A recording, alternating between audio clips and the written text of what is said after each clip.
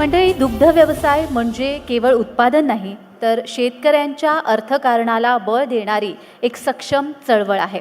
आणि या चळवळीला नवी दिशा, नवा वेग देणारे एक प्रभावी नेतृत्व आज आपल्या समोर येत आहे. माननीय श्री रणजित देशमुख, राजहंस दूध समूहाचे प्रेरणास्थान आणि दुग्ध क्षेत्रातील एक परिवर्तनवादी व्यक्तिमत्व.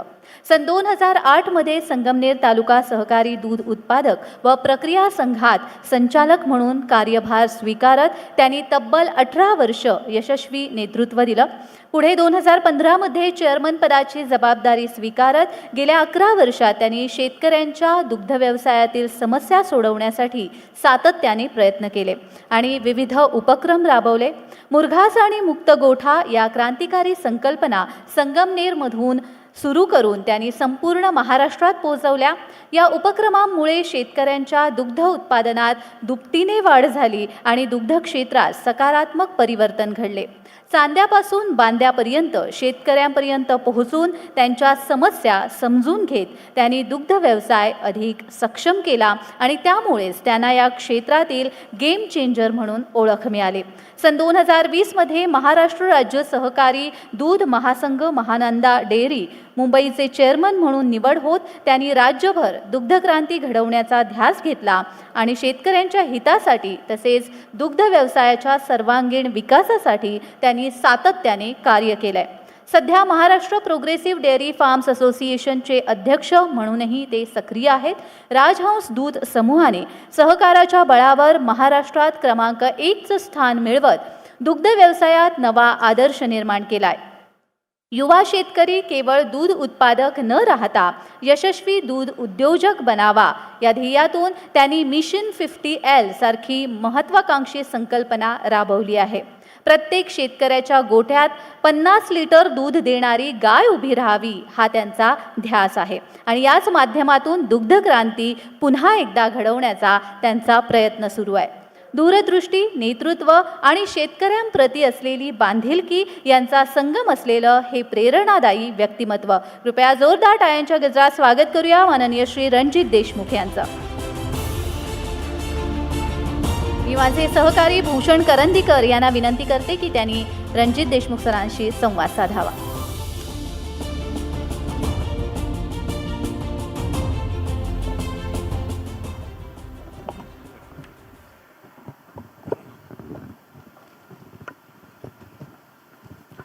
धन्यवाद जान्हवी सर, आपलं मनापासून स्वागत. धन्यवाद. भारत आणि महाराष्ट्र याच्यात सध्या दूध व्यवसायाची काय स्थिती, तुम्ही कसं पाहता याकडे? सर्वप्रथम मी TV9 मराठी चॅनलचे आणि आपले आभार मानतो की आपण दूध व्यवसायाला आणि दूध उद्योगाला हे आज एक असं प्लॅटफॉर्म मिळून दिलेलं आहे. आणि TV9 चॅनल हा ग्रामीण भागामध्ये प्रत्येक घराघरामध्ये पोचलेला हा चॅनल आहे. त्याच्यामुळे खूप मोठं व्यासपीठ आमच्या या दूध उद्योगासाठी आज खरं तर मिळालेलं आहे.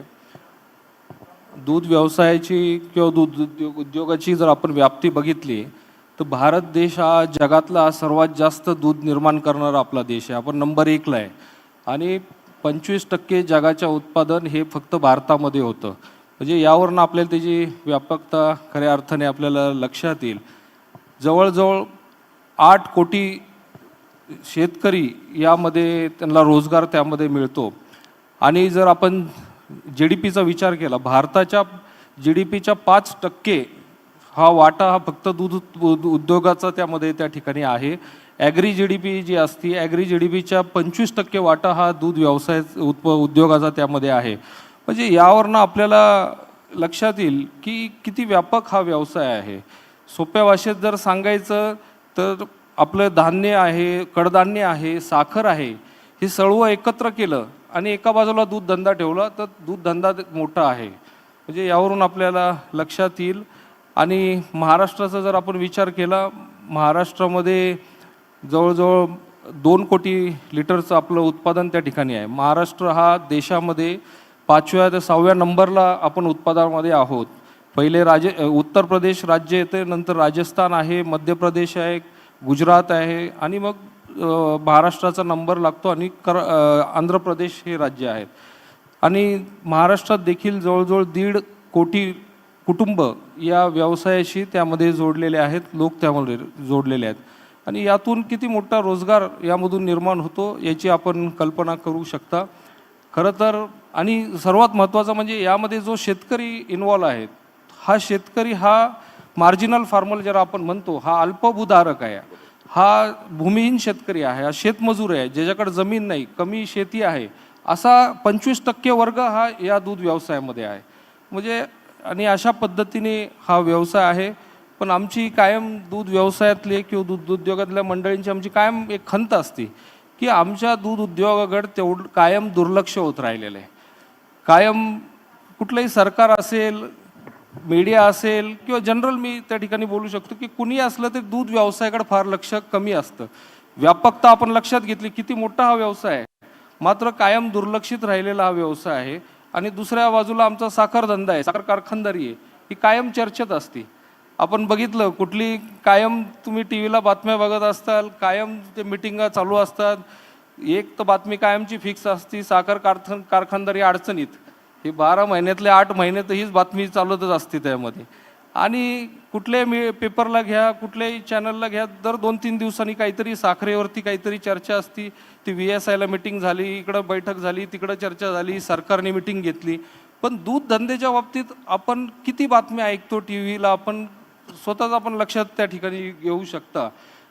कारण की वर्षातून 1-2 ऐकत असेल, जेव्हा दूध जास्त होतं, आंदोलनं होतात, दूध रस्त्यावर ओतायला लागतं, तेवढे 1-2 बातम्या वर्षातून 1-2दा येत असतील. भाव वाढले की भाववाढीची बातमी असेल, अशा 2-3 बातम्या वर्षातून लागतात. पण त्या व्यतिरिक्त दूध व्यवसायाकडे अजिबात त्या ठिकाणी दुर्लक्ष केलं जातं आणि ही खंत कायम आमच्या मनात, दूध उद्योग करणाऱ्या लोकांच्या मनात कायम त्या ठिकाणी असते.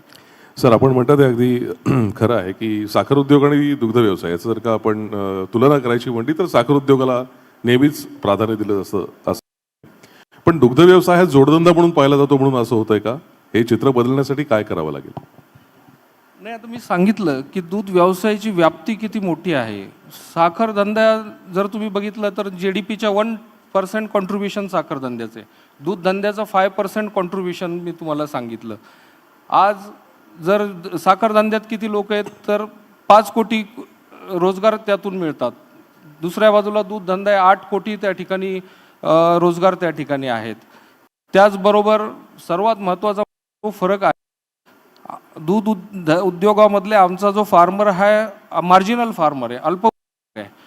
बाजूला साखर धंद्यातला जो शेतकरी आहे, ज्याच्याकडे स्वतःची चांगली जमीन आहे, मोठी जमीन आहे, ज्याच्याकडे मुबलक पाणी आहे, तो या साखर धंद्यामध्ये आहे. हा काही छोटा शेतकरी नाही आहे. म्हणजे याच्यावरून आपल्याला खरं तर लक्षात येईल. आणि म्हणून कायम दूध धंद्यावर थोडं जास्त लक्ष देण्याची गरज त्या ठिकाणी आम्हाला वाटते. आता आपण आधुनिक शेतीबद्दल बोलतोय. या आधुनिक शेतीमध्ये दुग्ध व्यवसायाला नेमकं काय स्थान आहे, त्यामध्ये तरुणांना काय संधी तुम्ही सांगू शकाल? दूध व्यवसायाला खरं तर खूप मोठ्या संधी दूध व्यवसायामध्ये आहेत.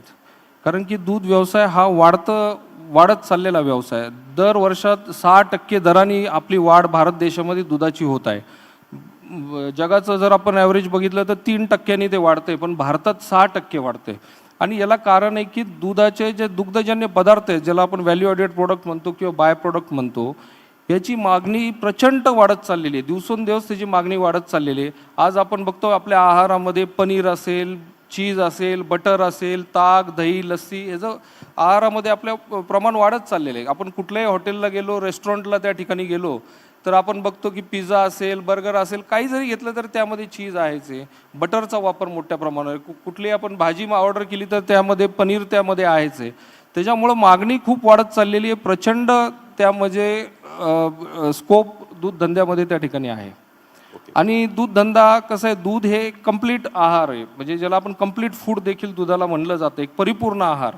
दुधामध्ये जर आपण बघितले जे घटक आहेत, एक तर कॅल्शियम, प्रोटीन, फॅट्स विशेष म्हणजे फॅट ही गुड फॅट आहे, हे लक्षात घेतलं पाहिजे. फॅट म्हणलं का आपण थोडं निगेटिव्ह होतो, पण दुधातली जी फॅट आहे ही गुड फॅट आहे, शरीरासाठी पोषक आहे. विटॅमिन्स आहे, विटॅमिन A आहे, विटॅमिन D आहे, B12 आहे, सेलेनियम आहे. जे शरीराला किंवा शरीराच्या गरजेच्या गोष्टी आहेत, सगळे मिनरल्स आहेत, हे सर्व दुधामधून मिळतात. आणि म्हणून दूध हे कायम एक परिपूर्ण अन्न किंवा कंप्लीट फूड दुधाला म्हणलं जातं. आजकाल थोडासा बदल होत चाललेला आहे. आता काही डॉक्टर मंडळी, आमची डायटिशियन मंडळी सांगतात की दूध शरीरासाठी चांगलं नाही आहे, असा थोडा प्रचार चालू असतो. पण मला वाटतं की दूध हा शरीरासाठी आपल्या अतिशय आरोग्यासाठी चांगलं आहे. कारण की आपण लहानपणीपासून दूध खात आलेलो आहोत. आपण इथं सगळे बसलेले असतील हॉलमधले, सगळ्यांना कुणाला जर विचारलं, प्रत्येकजण म्हणाल मी दूध पिऊनच आज मोठा झालेलो आहे. आणि असं असताना आपण शरीरासाठी चांगलं नाही असा जो प्रचार होतो हा चुकीचा आहे. आपले जुने जे लोक असतील, आपले आजी असतील, आजोबा असतील, आपले घरातले मोठे असतील, हे कायम सांगत आलेले दूध पीत जा, दही खात जा, ताक खात जा, पीत जा, लस्सी पीत जा, हे सांगत आलेले आहेत.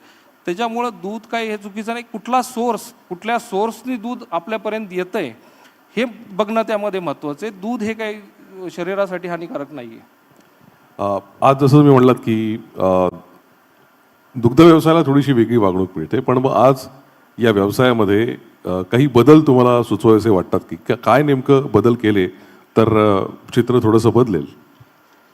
दूध व्यवसायामध्ये खूप बदल करणं गरजेचं आहे. जसं काय इतर व्यवसायामध्ये कुठलाही असेल, आज का आपल्याला बदल करावाच लागेल, तसं दूध व्यवसायामध्ये देखील बदल करणं अपेक्षित आहे. आणि जसं आपण म्हणलं युवकांना देखील यामध्ये खूप संधी आहे. तर खऱ्या अर्थानं युवकांना यामध्ये संधी आहे. जर आपण छोटे छोटे जर बदल केले तर त्याचे खूप मोठे परिणाम त्यामध्ये होऊ शकतात आणि हा व्यवसाय आपल्याला प्रॉफिटमध्ये त्या ठिकाणी येऊ शकतो. आता युवकांना कसं संधी आहे, तर आपण आज बघतोय देशामध्ये सगळ्यात मोठा प्रश्न जो आहे तो बेरोजगारीचा आहे, अनएम्प्लॉयमेंट. आज युवकांना हाताला काम नाही आहे. आज युवक ग्रामीण भागातून शहराकडे ते स्थलांतरित होतात आहे. दूध व्यवसाय असा आहे की ह्या सर्वांना हाताला काम देण्याची ताकद या व्यवसायामध्ये आहे. हे स्थलांतर थांबवण्याची ताकद, त्याच्या गावातच त्याला स्वयंरोजगार मिळवून देण्याची ताकद या व्यवसायामध्ये आहे. फक्त बदल या व्यवसायात आपल्याला करावं लागणार आहे, कारण की पारंपरिक पद्धतीने दूध व्यवसाय करून आता चालणार नाही. तुम्ही जसं म्हणले शेतीला जोडधंदा म्हणून हा व्यवसाय करून देखील चालणार नाही. हा व्यवसाय म्हणूनच आणि व्यावसायिक दृष्टिकोन ठेवूनच जर आपण हा केला तरच हा परवडणार आहे. म्हणून आमचं एक टॅगलाईन आहे, हा दूध उद्योजक नाही, आता दूध उत्पादक नाही, आता दूध उद्योजक होणे गरजेचं आहे. ह्याच्याकडे आपण एक व्यवसाय म्हणून बघणं गरजेचं आहे. आणि त्यासाठी काय केलं पाहिजे हे देखील तितकंच महत्त्वाचं आहे. तर सर्वात पहिला महत्त्वाचा मुद्दा आहे त्यामध्ये की हा व्यावसायिक दृष्टिकोन ठेवून करत असताना ह्याचं जमा खर्च ठेवला पाहिजे, ह्याचा हिशोब ठेवला पाहिजे, ह्याचं अकाउंट्स ठेवलं पाहिजे. कारण की कुठलाही व्यवसाय करायचा जर तुमच्याकडे जमा खर्चच नसेल तर तुम्ही त्यात यशस्वी होऊ शकत नाही. आणि आज दुर्दैवाने आमच्या दूध धंद्यामध्ये जमा खर्च बघितलाच जात नाही. चारा घातला जातो, म्हणजे जे आम्ही म्हणतो की टाक चारा आणि काढ धारा एवढाच कार्यक्रम चालतो. किती चारा गायींना घालायचं, दूध काढलं झालं. आणि त्यात दुसरं म्हणजे त्याची प्रोडक्टिव्हिटी वाढवणं. दूध धंद्याचं ॲव्हरेज प्रोडक्शन वाढवणं हे सर्वात गरजेचं निर्माण झालेलं आहे, तुम्हाला सांगतो. कारण की आपण जगाच्या ॲव्हरेजच्या फार पाठीमागे आहे. आज आपलं भारताचं जर ॲव्हरेज बघितलं, आपण 6-7 लिटरचं आपलं ॲव्हरेज एका गाईचं साधारण. हेच तुम्ही जगात गेला, युरोपियन देशांमध्ये जा 28-30चं ॲव्हरेज आहे. अमेरिकेत जा 35-40 लिटरपर्यंत आता पोहोचायला लागलेले ॲव्हरेजचे. आणि आपण 7-8 लिटर अजून घेऊन बसलोय. म्हणजे कसं आपल्याला किती टप्पा आपल्याला त्या ठिकाणी गाठायचं आहे या ठिकाणी आपल्याला लक्षात येईल. आणि म्हणून हे त्या दृष्टीने आपल्याला बदल या व्यवसायामध्ये करणं गरजेचं आहे. बरोबर आहे, अत्यंत महत्त्वाचे बदल आहेत. आणि एकूणच हा व्यवसाय म्हणजे तुम्ही असं म्हणाल की आता दूध उत्पादक शेतकरी नाही तर दूध उद्योजक ही संकल्पना तुम्ही मांडताय. तर एकूणच भविष्य काळात काय नेमक्या तुमच्या म्हणजे डोळ्यासमोर विजन आहेत या व्यवसायासाठी? या दृष्टीने आम्ही बऱ्याच दिवसापासून आम्ही यामध्ये काम करतोय. जसं मी सांगितलं की आपण नुसतं प्रॉब्लेम काय आहे, अडचणी काय आहे याच्यावर, यामध्ये मी बघितलं की परदेशात जेव्हा गेलो सगळ्या गायी मला मुक्त बघायला मिळाल्या, सगळ्या मोकळ्या होत्या. आणि आपल्या इथं मात्र सगळ्या गायी बांधून ठेवलेल्या, साखळदंडानी दोरखंडानी बांधून ठेवलेले आपले सर्व गायी मला बघायला मिळाल्या. पहिले मी निर्णय घेतला की हे सगळं बदल केला पाहिजे. आणि म्हणून मुक्त संचार गोठा ही संकल्पना मी संगमनेर तालुक्यात राबवली. तुम्हाला आज सांगतो की 90% आमच्या गायी सगळ्या मुक्त झालेल्या आहेत. साखरदंडातून हजारो गायी त्या ठिकाणी मोकळ्या झालेल्या आहेत. दुसरी आम्ही संकल्पना राबवली मुरघासची, सायलेज ज्याला आपण म्हणतो, सायलेज ही संकल्पना आम्ही राबवली. आणि आज तुम्हाला सांगतो की प्रत्येक घरामध्ये सायलेज त्या ठिकाणी झालेलं आहे. प्रत्येक घराच्या बाहेर तुम्हाला सायलेजच्या बॅग मिळतील. सायलेज म्हणजे चारा, मुरघास. प्रत्येक घराच्या बाहेर तुम्हाला बॅग मिळायला मिळतील. आणि ह्या 2 आमच्या योजना इतक्या क्रांतिकारी ठरल्या की राज्यामध्ये आज संगमनेरमधून या योजनांची सुरुवात होऊन आज संपूर्ण राज्यामध्ये या दोन्ही संकल्पना यशस्वीपणे त्या ठिकाणी पोहोचल्या. आणि शेतकऱ्याचं यामध्ये खूप मोठं दूध उत्पादनही वाढले, त्यामध्ये फायदाही त्या ठिकाणी वाढलेला आहे. आणि त्याच धर्तीवरती आता याच्या पुढं काय, तर आम्ही आता मिशन 50L मिशन 50 लिटर ही संकल्पना आम्ही आता संगमनेर तालुक्यामध्ये गेल्या 1-1.5 वर्षापासून राबवत आहोत. यामध्ये मिशन 50 लिटर म्हणजे शेतकऱ्याच्या दारामध्ये 50 लिटर दूध देणारी गाई निर्माण करायची, ही आमचं मिशन आहे, हे आमचं टार्गेट आहे. आणि त्या दृष्टीने आम्ही काम करतोय. शेतकऱ्यांना त्या संदर्भात मार्गदर्शन आम्ही करतोय. आणि यातूनच एक पुढं त्यामध्ये आलं आहे की हे शक्य आहे आणि हे घडलेलं आहे. पंजाबला जर आपण गेले, पंजाब राज्यामध्ये, तर तुम्हाला तिथला शेतकरी त्याच्या गोठ्यामध्ये सहज दाखवतो ही 40 लिटरची गाई आहे, ही 50ची गाई आहे, ही 60 लिटर दूध देणारी आहे, तो सहज दाखवतो. म्हणजे त्यांनी हे अचीव केलेलं आहे. पण त्यांना हे करायला 20-25 वर्षाचा काळ लागलेला आहे. आम्ही आता संकल्पना राबवली की त्यांना तेवढा वेळ लागला, पण आम्ही आता त्यांच्याबरोबरच टायअप केलं आहे. PDFA म्हणून तिथलं एक असोसिएशन आहे, progressive dairy farmer association Punjab, आणि आमचे संगमनेर दूध संघ आणि Maharashtra progressive dairy farmer association आम्ही एक असं स्थापन केलेले आहे. आणि यांच्यामध्ये एक ॲग्रीमेंट आम्ही केलं आहे, टायअप केलेलं आहे. जे त्यांना अनुभव तिथं त्यांनी घेतला, त्यांना शिकायला लागलं, वेळ लागला, चुका करत गेले, मग त्यात बदल करायला लागले, प्रयोग करत गेले, हे सर्व करत त्यांना 20-25 वर्षाचा काळ निघून गेला. तर आता आम्ही त्यांच्या ज्या रेडीमेड ज्या संकल्पना आहेत, त्यांचा जो अनुभव आहे, त्यांचा जो नो हाऊ आहे, त्यांचं जे नॉलेज आहे, ते आता आम्ही त्यांच्याकडनं या ॲग्रीमेंटच्या माध्यमातून आम्ही आता घेतोय आणि आमच्या शेतकऱ्यांपर्यंत ते पोचवणार आहे. आणि म्हणून त्यांना जो 20-25 वर्षाचा जो काळ लागलेला आहे, तो आम्हाला 7-8 वर्षामध्ये आम्हाला ते अचीव करायचं आहे. आणि मला खात्री आहे, तुम्हाला सांगतो की पुढच्या 7-8 वर्षामध्ये दूध धंद्याचं संपूर्ण चित्र बदललेलं असेल आणि तुम्हाला आपल्या राज्यात देखील 50 लिटर दूध देणाऱ्या गाई शेतकऱ्याच्या दारात बघायला मिळतील. खरं. आता एक शेवटचा प्रश्न, ज्या तरुणांना दुग्ध व्यवसायात यायचं आहे त्यांच्यासाठी काही खास टिप्स किंवा काही मार्गदर्शन? नाही, मी जसं मगाशीच आपल्या प्रश्नाला उत्तर दिलं की यामध्ये तरुणांना खूप संधी आहे. बेरोजगारीचा सगळ्यात मोठा प्रश्न आहे, तो सोडवण्याची ताकद या व्यवसायामध्ये आहे. फक्त आपल्याला प्रोडक्टिव्हिटी, उत्पादन आपल्याला त्यामध्ये वाढवायचं आहे. आणि आपल्याला आज आमचा तरुण आहे 20-30 लिटर दूध डेअरीला त्या ठिकाणी घालतो. त्याचं अर्थकारण बघितलं तर काही हजारामध्ये त्या ठिकाणी असतं. आणि त्याच्यामुळं अर्थकारणही तेवढं स्ट्रॉंग नाही आणि त्याला समाजामध्ये मान सन्मान देखील तेवढं नाही. त्याला एक ज्याला स्टेटस म्हणतो, ते एक आमच्या धोरणाचा भाग आहे की आमच्या दूध उत्पादकाला एक मान सन्मान स्टेटस मिळवून देणं हा देखील आमचा महत्त्वाचा यामध्ये मुद्दा आहे. कारण की आजची समाजाची आपण जर परिस्थिती बघितली, आता एक वेगळं थोडंसं उदाहरण मी मुद्दामच घेईल. इथं बरेच तरुण मुलं बसलेले आहेत. आम्ही एखाद्या मुलीला जर विचारलं आणि तिच्यासमोर 2 पर्याय दिले की तुला हा एक मुलगा आहे, हा नोकरी करणारा मुलगा आहे, याला 12-13 हजार रुपये पगार आहे, तो परमनंट नाही आहे, तो टेम्पररी नोकरी करतोय, आणि दुसरा आमचा दूध उत्पादक आहे, तो घरी 2-3 एकर जमीन आहे, 10-20 गाई आहे, 25-30 हजार रुपये महिन्याला कमवतोय, तर कुणाशी लग्न करणार देईल? कारण की पंजाबमधला आज दूध उत्पादक आहे, तो कमर्शियल डेअरी फार्मिंग करतोय. त्याच्याकडे आज 100 गाई, 200-500 गाईपर्यंत तो पोचलेला आहे.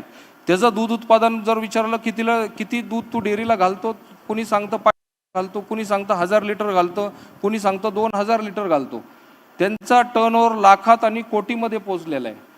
तो दूध उत्पादक तो आज स्कॉर्पिओ गाड्या, फॉर्च्युनर गाडी घेऊन तो त्या ठिकाणी फिरतो, आयफोन वापरतो. त्यांचे घरं जर बघितले, त्यांचे बंगले बघितले, म्हणजे असं वाटत नाही की हे दूध उत्पादक आहेत, पण त्यांनी दूध उत्पादनातून हे बदल हा घडवलेला आहे. आणि हे महाराष्ट्रात देखील शक्य आहे. आणि त्या दृष्टीने आम्ही सतत प्रयत्नामध्ये त्यामध्ये करत आहोत. आणि महाराष्ट्र प्रोग्रेसिव्ह डेअरी फार्मरच्या माध्यमातून आम्ही यामध्ये पुढे जाणार आहोत. आणि तरुणांना मी आव्हान करेल की आपण यामध्ये जोडले जावं, या संकल्पनेला मिशन 50L आपण जोडले जावं. आणि नुसते प्रश्नांवरती चर्चा आम्ही त्या ठिकाणी करणार नाही.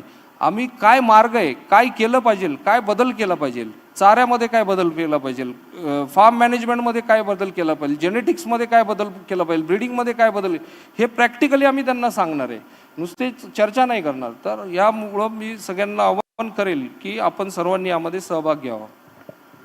खरं मित्रांनो, जसं आता देशमुख साहेब म्हणाले की आपल्याला दूध उत्पादक शेतकरी नकोय तर दूध उत्पादक उद्योजक हवा आहे आणि त्यासाठी त्यांचं हे विजन आहे. मला असं वाटतं सर की तुमच्या या विजनमध्ये 50 लिटरचं जे तुमचं टार्गेट आहे ते लवकरात लवकर साध्य हो. आज तुम्ही इथे आलात आणि इतकं छान मार्गदर्शन या तरुणाईला केलं त्याबद्दल आपले मनापासून आभार. धन्यवाद. थँक्यू.